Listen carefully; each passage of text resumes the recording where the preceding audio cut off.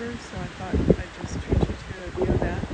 So you can have a cold late February virtual vacation. And there across the way is the island that I call Cedar Island in my novel Shore Lodge psychological thriller. You can see the currents are really rushing through here. And there in the distance is Vancouver. All right, well, have a great day wherever you are.